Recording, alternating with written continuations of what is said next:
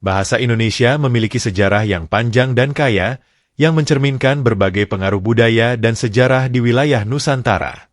Berikut adalah ringkasan sejarah bahasa Indonesia, asal-usul bahasa Melayu. Bahasa Indonesia berasal dari bahasa Melayu, yang telah digunakan sebagai lingua franca di Kepulauan Melayu sejak zaman kuno.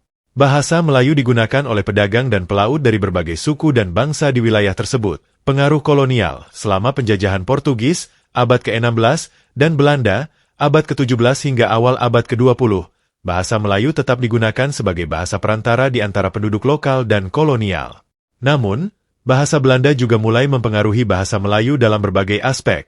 Sumpah Pemuda 1928, pada tanggal 28 Oktober 1928, para pemuda dari berbagai daerah di Indonesia mengucapkan Sumpah Pemuda yang berisi janji untuk menjadikan bahasa Melayu, yang kemudian disebut bahasa Indonesia, sebagai bahasa persatuan.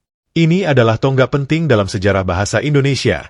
Proklamasi Kemerdekaan 1945, pada 17 Agustus 1945, Indonesia memproklamasikan kemerdekaannya dari Belanda, dan bahasa Indonesia resmi menjadi bahasa nasional dan bahasa negara. Sebagaimana dinyatakan dalam UUD 1945 Perkembangan Pasca Kemerdekaan. Setelah kemerdekaan, bahasa Indonesia mengalami perkembangan pesat.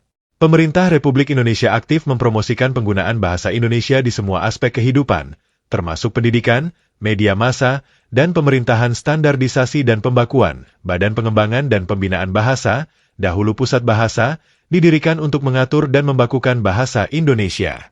Berbagai kamus, tata bahasa, dan pedoman ejaan diterbitkan untuk membantu standardisasi bahasa era modern. Bahasa Indonesia terus berkembang dan dipengaruhi oleh bahasa asing, terutama Inggris, seiring dengan globalisasi. Bahasa ini juga berkembang melalui penggunaan media sosial dan teknologi digital. Bahasa Indonesia merupakan simbol persatuan dan identitas nasional bagi rakyat Indonesia. Sebagai bahasa yang dinamis, bahasa ini terus berkembang dan menyesuaikan diri dengan perubahan zaman dan teknologi.